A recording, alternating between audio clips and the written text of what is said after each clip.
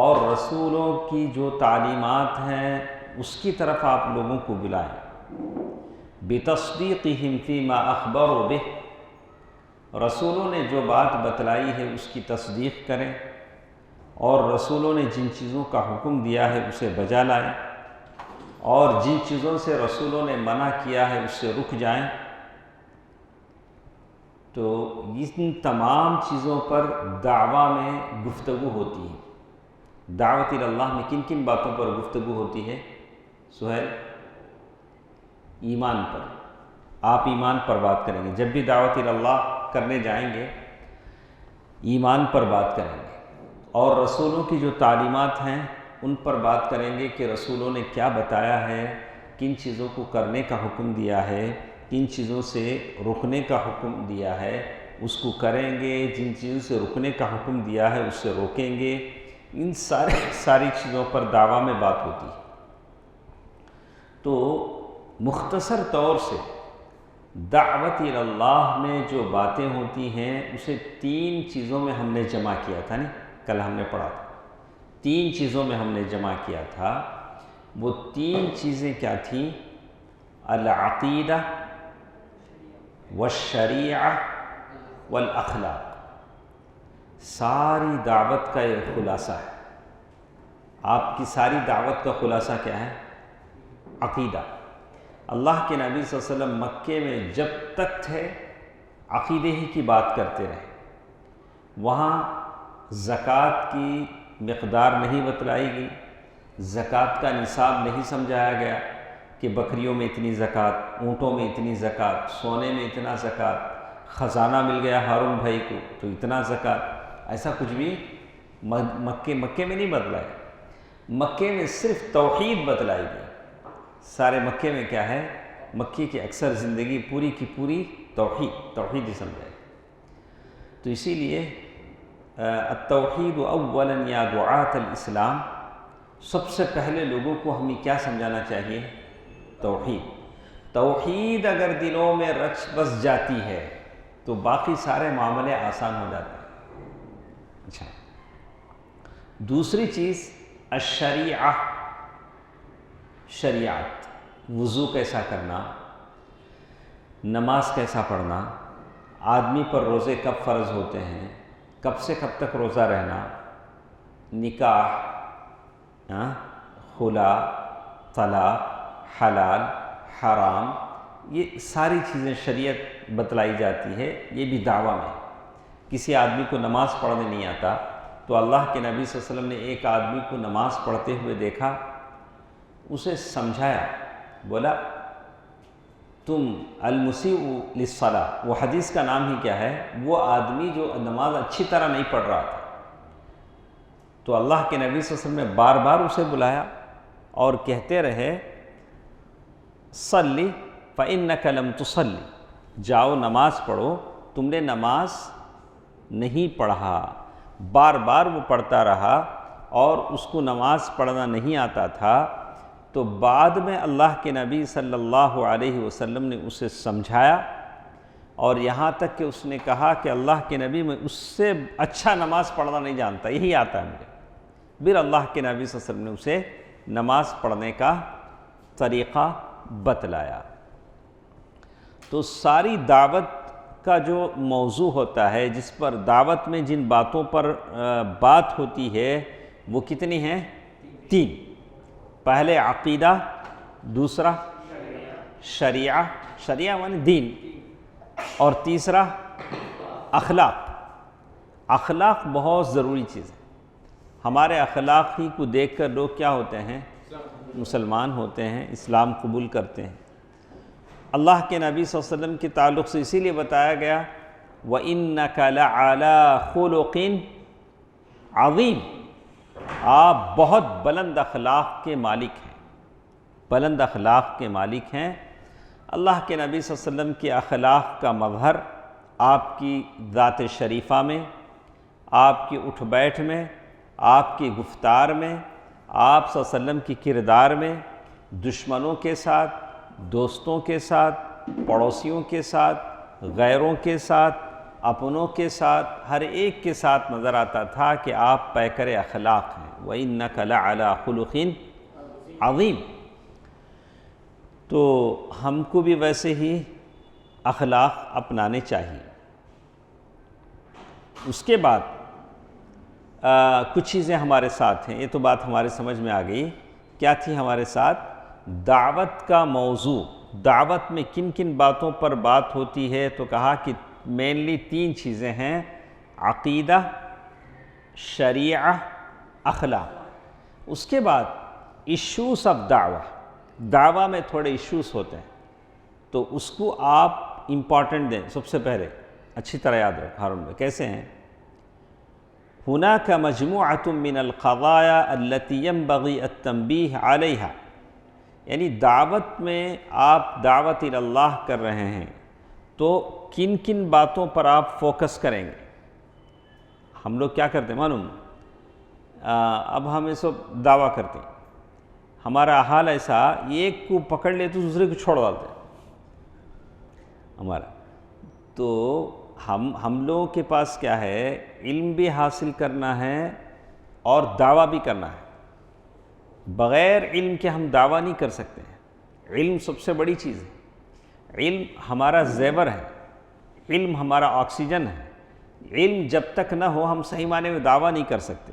یہ دیکھیے، ضرورت الاعتماد علی الکتاب والسنہ فی اختیار موضوعات و دعوت الآخرین. دعوت اللہ میں آپ کسے بیس بنائیں گے؟ کسے بیس بنائیں گے؟ دیکھو یہاں دوسروں سے ہمارے میں کیا ہوتا ہے؟ کلیش ہوتا ہے. ہم دعوت اللہ میں جس چیز کو بیس بناتے ہیں وہ ہے ضرورت الاعتماد علی الکتاب والسنہ. کس سے بیس بنائیں گے؟ نہ بائبل کو، نہ بھگوت گیتا کو، نہ سام وید، یجروید، اتھروید، منوسمرتی، کسی کو نہیں. کسے بنائیں گے؟ قرآن و سنت. دعوت میں ہمارے لیے سپورٹ کیا چیز ہے؟ قرآن و سنہ. قرآن اور سنت سے ہم دعویٰ کریں گے. ضرورت الاعتماد علی الکتاب والسنہ. ہم کو کیا چاہیے؟ قرآن و سنت چاہیے. آپ نے دیکھا ہوگا یورپ اور امریکہ میں وہ لوگ بھجن گاتے ہیں. انگریز نہیں، انگریز کب گانا؟ وہ لوگ بھجن گاتے ہیں. ان کو ہم نے کیا کر دیا؟ بھجن سکھا دیا. ہاں وہ اب بیٹھ کے ہری را کیا بولتے رہتے ہیں. ہاں تو اگر ہم ان کو قرآن دیتے تو ہم لوگ کیا ہے اندر سے ٹوٹے ہوئے. نہیں، ان کی کتابوں میں پڑھ کو بولنا، ان کی کتابوں میں سے کوٹ کرنا. ارے ان کی کتابوں سے سمجھاتے رہے تو تمہاری کتاب کب سمجھائیں گے؟ تمہاری قرآن کب ان کے سامنے پیش کریں گے؟ تمہارا قرآن، تمہاری حدیثیں کب ان کے سامنے جائیں گے؟ تو دعویٰ میں سب سے اہم چیز ضرورت الاعتماد. آپ جو بھی بولیں گے وہ قال اللہ اور قال الرسول ہو. والبعد عن الہوى والمیول الشخصیہ. دعوت کے میدان میں اپنی منمانی نہیں کرنا. میرے دماغ میں آیا، میرے دل میں آیا. والمیول الشخصیہ، کسی کی پرسنل ویو ہے اس کے پیچھے نہیں جانا. فلاں بزرگ ایسا کرامت بتائے گا، کئی کو جاتے ہیں کرامتہ میں. سیدھا سادہ فذکر بالقرآن من یخاف وعید. آپ دعویٰ کر رہے ہیں تو سیدھا قرآن سے کرو. اللہ کے نبی صلی اللہ علیہ وسلم نے بڑے بڑے لوگوں کے سامنے صرف قرآن ہی پڑھ کر سنایا. طفیل بن عمرو الدوسی کے سامنے حبشہ میں نجاشی کے دربار میں جعفر رضی اللہ عنہ انہوں نے سورہ مریم پڑھا. سورہ مریم پڑھا. وہ زمانے میں نجاشی کے پاس بائبل تھی نہیں تھی؟ اگر چاہتے تو جعفر کیا پڑھتے؟ دیکھو وہ سفر متا، اس میں وہ چیپٹر نمبر 7، چیپٹر نمبر 2 وہ کوٹ کرو، اس میں ایسا ہے. ایسا بولے گیا؟ نہیں بولے. سیدھا سادہ کیا کرے؟ سورہ مریم پڑھے، سورہ مریم پڑھے اور اس کے آنکھوں سے آنسو جاری ہونے لگے. بولا کہ تم جو پڑھ رہے ہو، عیسیٰ بن مریم زمین سے تنکا اٹھا کر کہا کہ اس سے بھی وہ زیادہ نہیں ہے، یعنی جو پڑھ رہے اس میں اور ان کی زندگی میں اتنا ڈفرنس بھی نہیں ہے. تو پہلی چیز دعویٰ میں کس کو بیس بنانا چاہیے؟ ضرورت الاعتماد علی الکتاب والسنہ، قرآن و سنت کو بیس بنانا چاہیے، قرآن اور حدیث کو، اور شخصی لوگوں کے خیالات، ہمارے انہوں حضرت ایسا بولے، ہمارے پیر ایسا بولے، ایسا سب ہمیں نہیں کریں گے. ایسے ہی ہوتا ہے، جتنی جماعتیں ہیں انہوں نے اپنے اپنے لوگوں کی بڑی بڑی موٹی موٹی کتابیں جو انہوں نے لکھی ہیں اسی پہ چلتی ہیں. ہمارے حضرت ایسا کتاب میں لکھے ہیں قرآن و حدیث. نمبر 2، دوسری چیز دعویٰ میں آپ کیا کریں گے؟ التدرج فی الدعوۃ مع الناس. لوگوں کو جب دعویٰ کریں گے تو اسٹیپ بائی اسٹیپ، یعنی آہستہ آہستہ. کسی شرابی کو ہمیں پکڑ کو آج سے تمہیں کیا کرنا، پورے صاف کپڑے پہن لے کو، بڑی ایک رات میں تو داڑھی نہیں آتی، ہاں کل فجر میں تمہیں کیا کرنا، آ جانا. ٹھیک ہے، اسے بول سکتے ہیں، اللہ نے اسے ہدایت دیا. صحابہ کرام نقاب کا مسئلہ نازل ہوا، آج پردے کا حکم نازل ہوا. فجر میں جب عورتیں آئیں تو کپڑوں میں لپٹی ہوئی آئی تھی، اسی لیے کہا رحم اللہ نساء الانصار، اللہ تعالیٰ انصار کی عورتوں پر رحم کرے. کتنا جلد انہوں نے حجاب کو کیا کیا، اپنے اوپر لازم کر دیا. تو کہتے ہیں کہ دعوتی میدان میں سلولی اسٹیپ بائی اسٹیپ آپ کیا کریں، کام کریں. فمثلا الخمر، شراب ہے، حرمت علی مراحل، جو حرام ہوئی اسٹیپ بائی اسٹیپ حرام ہوئی. پہلے اللہ تعالیٰ بولے دیکھو شراب اس میں نقصان زیادہ ہے، فائدہ کم ہے، فرسٹ بولے. اس کے بعد پھر سیکنڈ اسٹیپ میں بولے دیکھو شراب تمہیں نماز کے اوقات میں شراب مت پیو، ایسا بھی آیا. اس کے بعد پھر بولے یوقع بینکم العداوہ، شراب ایسی چیز ہے شیطان تمہارے درمیان دشمنی ڈالنا چاہتا ہے، بغض اور عداوت ڈالنا چاہتا ہے. پھر ایک موقع ایسا آیا، بول دیے گئے کہ دیکھو شراب تم پر حرام کر دی گئی، کیا تم باز آؤ گے؟ تو حضرت عمر رضی اللہ تعالیٰ عنہ نے کہا انتہینا، خلاص ہم لوگ شراب کیا کر دیے، چھوڑ دیے.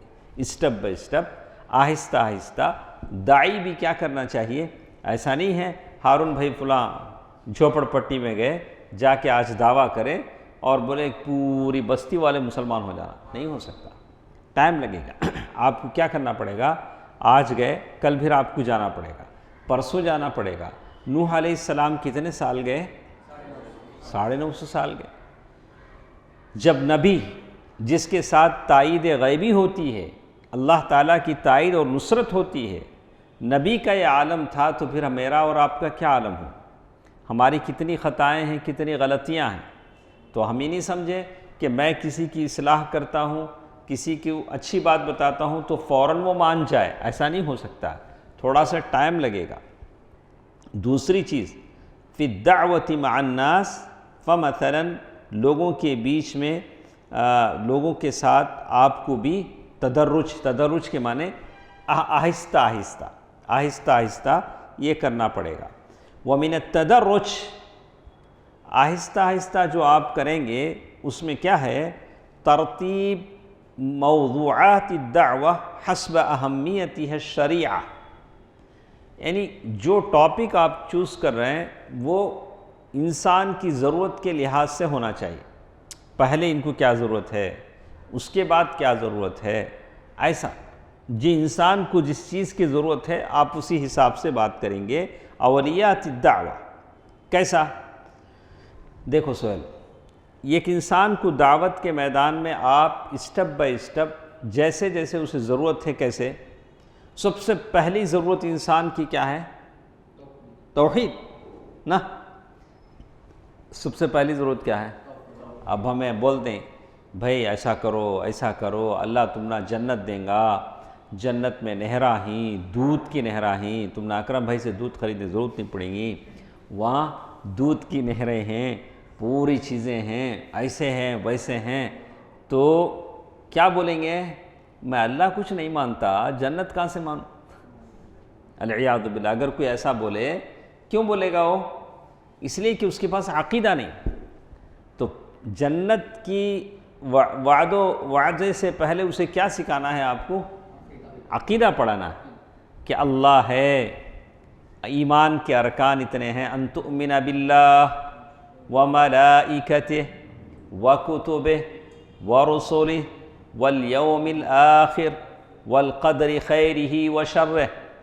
پہلے آپ اسے عقیدہ سمجھائیں، تب جا کر جنت کی بشارتیں سمجھائیں۔ ارے وہ اللہ اتنا عظمت والا، اتنا بلندی والا، سبح اسم ربک الاعلی، وہ اللہ جو ساری کائنات کا مالک ہے۔ آپ یہاں سینٹر سے باہر نکلیں گے، ایچ او سے باہر نکلیں گے، آخری سیڑھی پر پاؤں رکھیں گے، اوپر سر اٹھائیں گے، اتنا بڑا آسمان، ہاں کس نے پیدا کیا؟ اللہ۔ اتنے بڑے آسمان کے آپ بندے ہیں، آپ کا سینہ پھول جاتا ہے، او اتنا بڑا رب میرے ساتھ ہے جس کی اتنی بڑی کائنات ہے، یہ چمکتے ستارے، یہ چاندنی، یہ لیل و نہار، یہ کائنات، یہ فضا، یہ سب کی سب اللہ کی ہے، اتنے بڑے رب کا میں بندہ ہوں۔ واہ ماشاءاللہ، کیا آپ کے اندر شان بان آ جائے گی، کتنی ہمت آ جائے گی۔ میرا رب ایسا نہیں ہے جو بول نہ سکے، میرا رب ایسا نہیں جو اس کو ہم بناتے ہیں، میرا رب تو وہ ہے جو ہم کو بناتا ہے۔ تو آپ کے اندر ایک کانفیڈنس آ جاتا ہے، میرا رب اتنا ہے جس نے فرعون کو ڈبو دیا، میرا رب وہ ہے جس نے مچھلی سے یونس علیہ السلام کو نجات دے دی، میرا رب وہ ہے جو تلاتم مارتے ہوئے سمندر سے موسیٰ کو بچا کے نکالا، نہیں جھولے میں موسیٰ کو کیا کیا؟ علیہ السلام کو بچا کے نکالا۔ میرا رب وہ ہے جو ایوب علیہ السلام کو لمبی مدت بیماریوں سے آزمانے کے بعد میرے رب نے کیا کیا؟ شفا دے دی۔ ہاں تو آپ یہ ساری چیزیں سوچتے ہیں تو اپنے اندر کیا کرتے ہیں؟ آپ کے اندر ایک ہمت، استقلال، صبر، حوصلہ، ہمت آپ کی بنتی ہے کہ نہیں بنتی؟ ہاں بنتی نہیں؟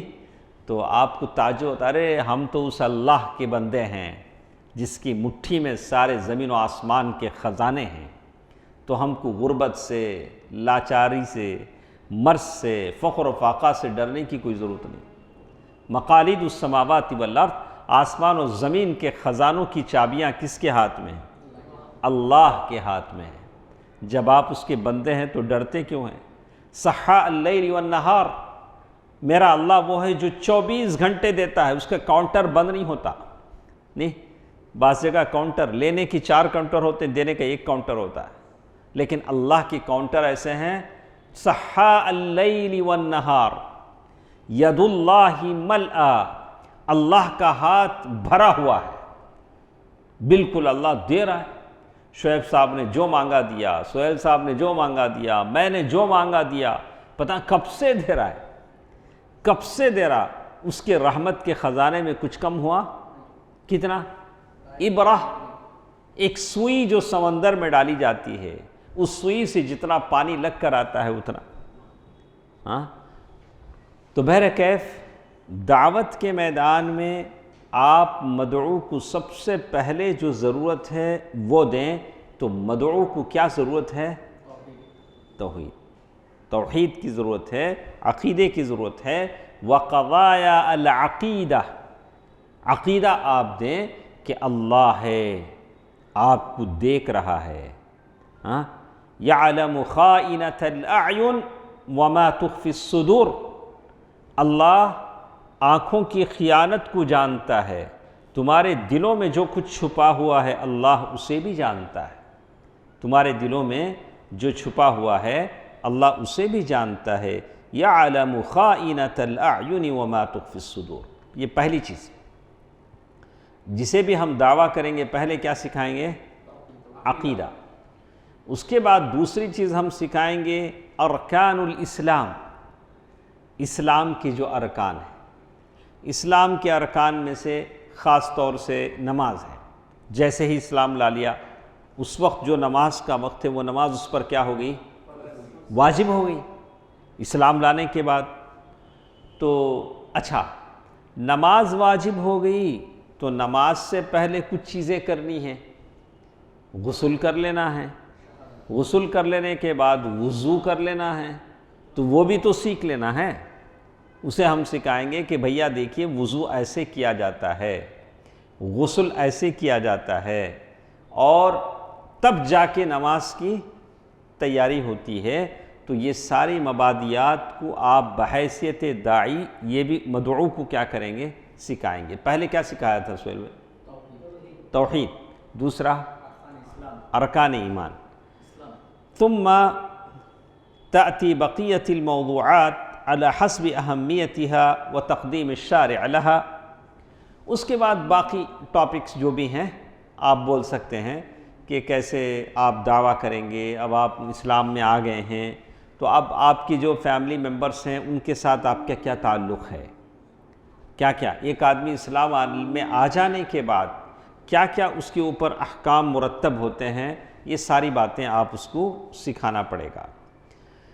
اس کے بعد ایک اور چیز جو یہاں ہم بیان کر رہے تھے، پہلی چیز تھی کتاب اللہ اور سنت رسول اللہ کو بیس بنائیں۔ دوسری چیز التدرج، آہستہ آہستہ دین کے معاملے میں آہستہ آہستہ لوگوں کو لے کر چلیں۔ نمبر 3 البعد عن التعصب، تعصب نہیں ہونا۔ تعصب بولے تو ہر میں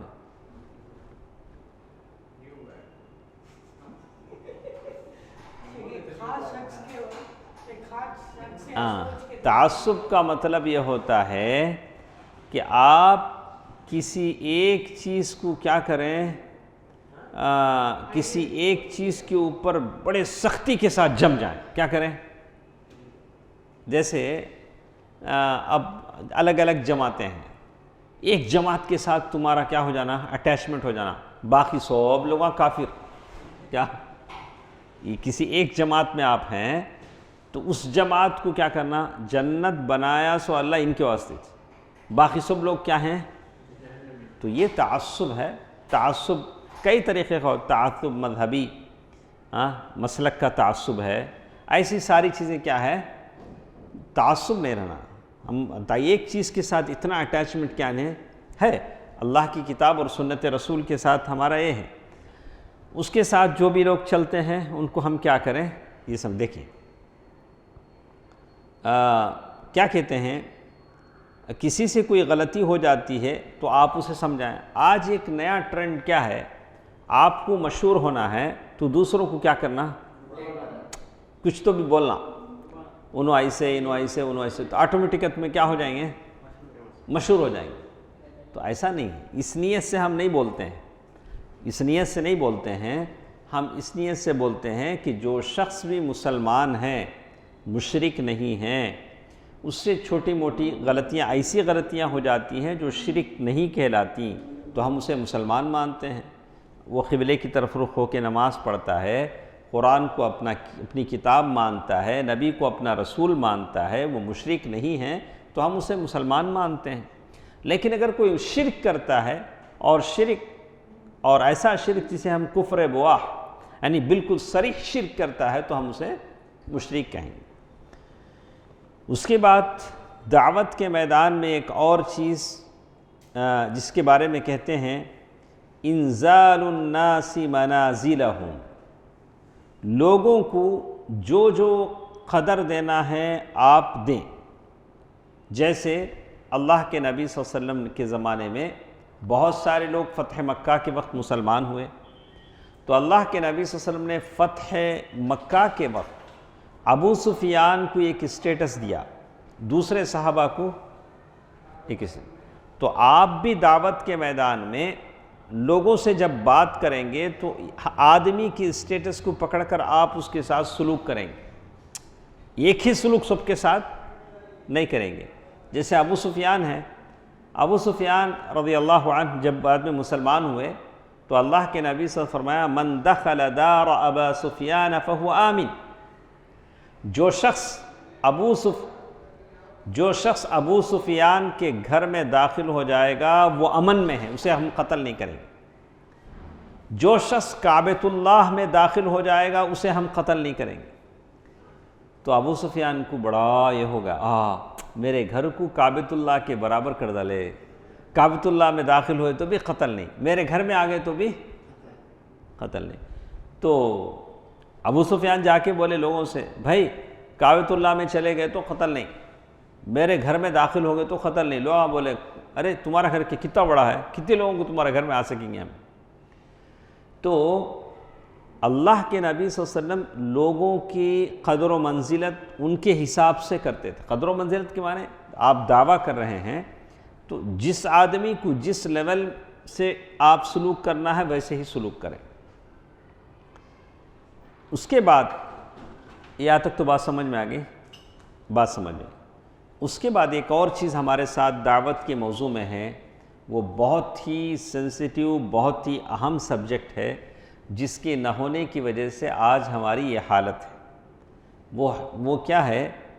الحسبہ. اسے کیا کہیں گے؟ یہ نئی بات ہے شعیب، آپ نہیں سنے ہوں گے، اس کو اچھی طرح یاد رکھ لیں. الحسبہ اسے کیا بولتے ہیں؟ سنے ہیں کبھی؟ الحسبہ مانے عقل. کیا ہوا؟ ہارون بھائی سنے ہیں؟ الحسبہ اکاؤنٹیبلٹی. کیا بولیں گے اسے؟ یعنی اپنا محاسبہ کرنا، کسی اور کا محاسبہ کرنا.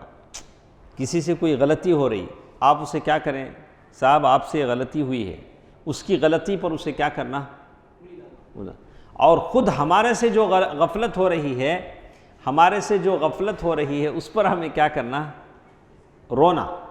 ہمارے سے دعویٰ نہیں ہو رہا ہے، ہم دعویٰ نہیں کر پا رہے ہیں، اس پر ہم کو حسبہ ہونا چاہیے، احساس ہونا چاہیے.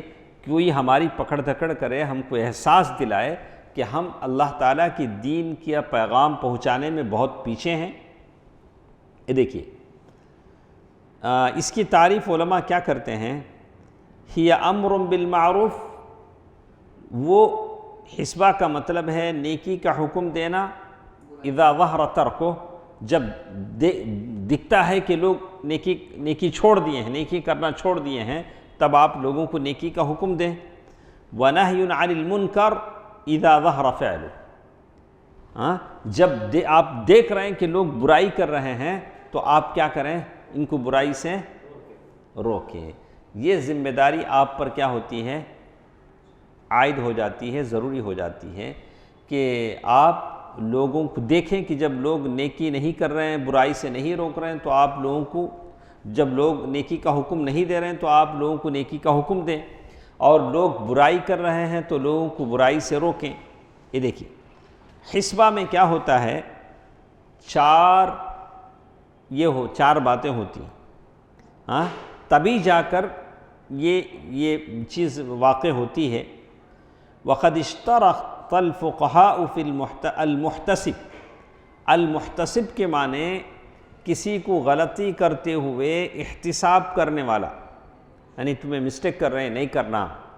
کون کر سکتا ہے؟ الاسلام، جو مسلمان ہو، والتکلیف یعنی جو بالغ ہو، والعلم جو علم رکھتا ہو، والعدالہ والقدرت البدنیہ جس کے پاس فزیکل طاقت ہو. ورنہ کوئی غلط کر رہا ہے، جا کہ بھئی تم غلط کر دو، ایک مار مارے تو گر جائیں گا. اس سے غلطی پر ٹوکنے کے لیے ہمارے پاس کیا ہونا؟ پہلے کیا ہونا؟ فزیکل طاقت بھی ہونا، ہمارے اندر عدل یعنی اس کے اندر نیکی ہونا، عدل اعتدال پسندی ہونا، علم ہونا، اور اس کے بعد یہ ساری چیزیں ہوتی ہیں جس کو لے کر ہم کسی غلطی کرنے والے کو غلطی پر ہم کیا کر سکتے ہیں.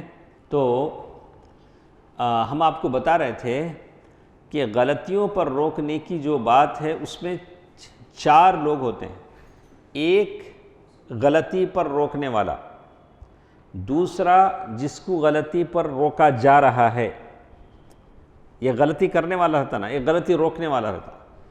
غلطی روکنے والے کے لیے کیا کیا شرطیں ہیں؟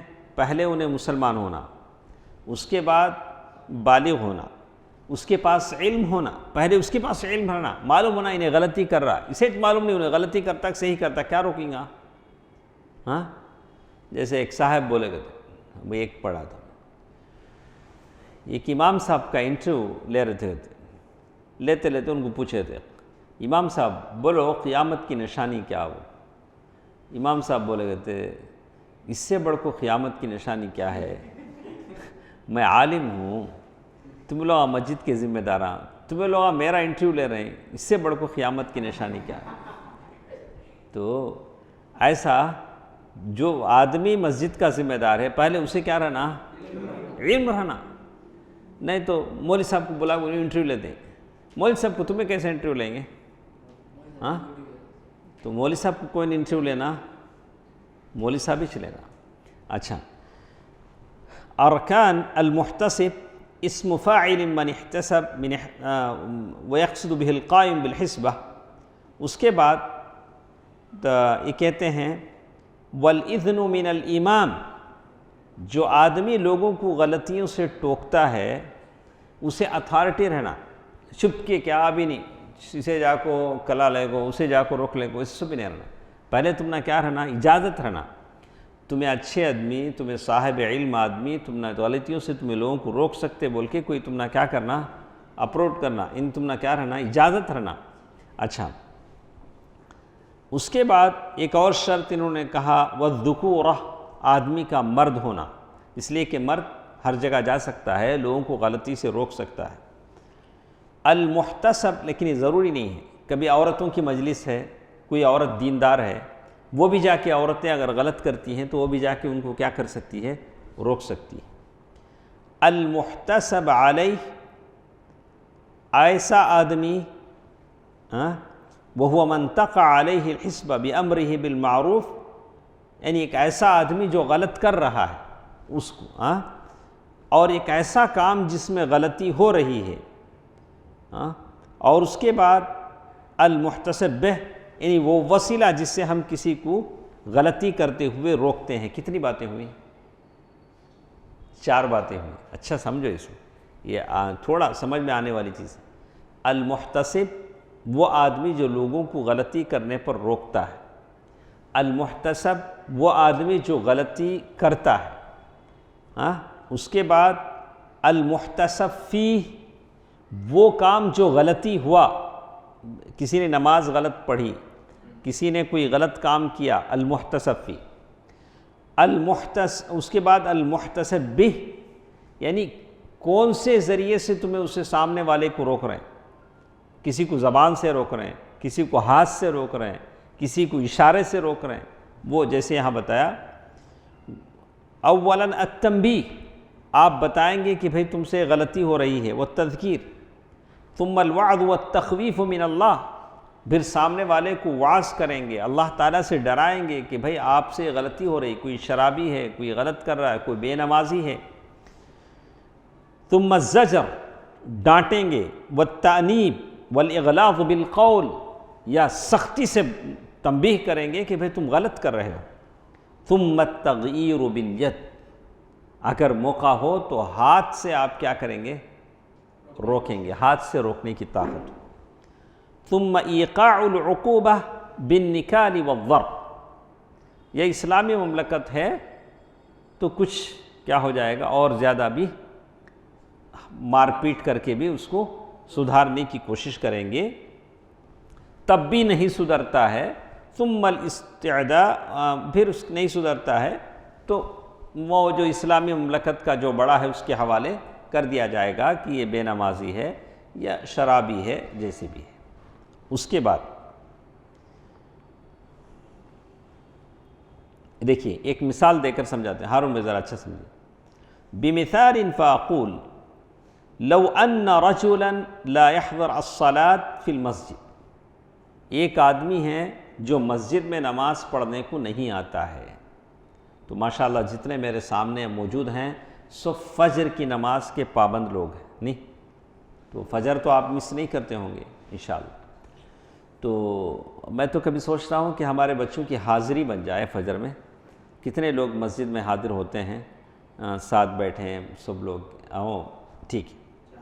تو کیوں نہ ہو، اللہ صحابہ کرام حضرت عمر رضی اللہ تعالیٰ عنہ کے بارے میں اس زمانے میں ایک نہیں دکھے نماز میں، تو بعد میں حضرت عمر رضی اللہ تعالیٰ عنہ 8 بجے 9 بجے جب بازار کی طرف جانے لگے تو ان کی ماں دکھی، تو ماں سے انہوں نے پوچھا کہ اماں آپ کا بیٹا آج فجر کی نماز میں نہیں آیا۔ کون؟ امیر المؤمنین عمر بن خطاب رضی اللہ عنہ اس خاتون سے پوچھ رہے ہیں کہ آپ کا بیٹا فجر کی نماز میں نہیں آیا۔ تو وہ عورت کہتی ہیں، بوڑھی ماں، امیر المؤمنین میرا بیٹا رات بھر تہجد پڑھتا رہا، فجر کے وقت اس کی آنکھ لگ گئی، سو گیا۔ تو عمر رضی اللہ تعالیٰ نے کیا کہا، اگر آپ کا بیٹا رات بھر تہجد نہیں پڑھتا، فجر کی نماز میں حاضر ہوتا تو یہ اس سے اچھا تھا، یہ اس سے اچھا تھا۔ جب حضرت عمر رضی اللہ تعالیٰ عنہ کے زمانے میں ایسا احتساب ہوتا تھا، تو آج کیوں نہ ہو؟ آج ہمارے بچوں کو پوچھیں کہ فجر کی نماز میں انشاءاللہ کل سے شعیب صاحب اس کا خیال رکھیں گے کہ کتنے لوگ فجر کی نماز میں آتے ہیں، کون نہیں آتے ہیں۔ عادت ہو جائے گی انشاءاللہ، آہستہ آہستہ عادت ہو جائے گی، اس لیے کہ ان قرآن الفجر کان مشہودا، فجر کی نماز بہت اچھی لگتی ہے۔ جب فجر کی نماز کے بعد آپ مسجد سے نکلتے ہیں، صبح تڑکے کا وقت ہوتا ہے جسے ہم انگلش میں ڈان کے دن کیا بولتے ہیں، تو کتنا پیارا وقت ہوتا ہے، اور بس آپ مسجد سے نکلیں گے، کبھی چائے نوشی بھی ہو جائے گی فجر کے بعد، تو کتنا اچھا ٹائم لگے گا۔ یعنی ذکر کے بعد، فجر کے بعد آپ ذکر و اذکار کا ٹائم ہوتا ہے، آپ اذکار کر لیں، سارے اذکار کرنے کے بعد باہر نکلیں، کوئی حرج نہیں ہے۔ دیکھیے ایک مثال دے کر انہوں نے سمجھایا، لو ان رجلا لا يحضر الصلاة في المسجد، ایک آدمی مسجد میں نماز کے لیے نہیں آتا ہے، فوعظہ تو آپ نے اسے نصیحت کیا، تو نصیحت کرنے والا کون ہے؟ محتسب۔ نصیحت کرنے والے کو کیا بولیں گے؟ محتسب، یعنی اس نے اسے کیا کیا؟ نصیحت کی۔ جس کو نصیحت کیا جا رہا ہے وہ کون ہے؟ نماز چھوڑنے والا، فجر کی نماز میں نہیں آتا۔ المحتسب علیہ، جس پر آپ نے نصیحت کی۔ والمحتسب فی، کس معاملے میں آپ نصیحت کر رہے ہیں؟ نماز چھوڑنے کے معاملے میں۔ والمحتسب بہ، کس چیز سے آپ اسے نصیحت کر رہے ہیں؟ وعظ کے ذریعے سے، کوڑالے کو مارے تو نہیں، وعظ کے ذریعے سے کر رہے ہیں۔ تو یہ ساری چیزیں ہیں جو نصیحت میں آتی ہیں۔ انشاءاللہ ہمارے ساتھ اور بھی چیزیں ہیں، حکم الحسبہ و مکانتها و نوعیت فرضہا، اس طرح لوگوں کو نیکی کا حکم دینے کا حکم کیا ہے، اس کا مرتبہ کیا ہے، اور کیسے وہ کسی آدمی پر فرض ہو جاتا ہے، یہ ساری باتیں ہیں انشاءاللہ ہم اگلے درس میں اسے پڑھیں گے۔ انہی باتوں پر ہم بس کرتے ہوئے اللہ تبارک و تعالیٰ کا شکر ادا کرتے ہیں کہ اللہ تبارک و تعالیٰ نے ہمیں اچھی باتیں سننے کی توفیق دی ہیں، تو اللہ تعالیٰ اس پر عمل کرنے کی بھی توفیق دے۔ اللہ تعالیٰ ہم سب کو داعی بنائے کہ ہم اللہ تعالیٰ کا یہ دین لوگوں تک پہنچائیں۔ سبحانک اللہم ربنا و بحمدک، اشہد ان لا الہ الا انت استغفرک و اتوب الیک۔ والسلام علیکم ورحمۃ اللہ وبرکاتہ۔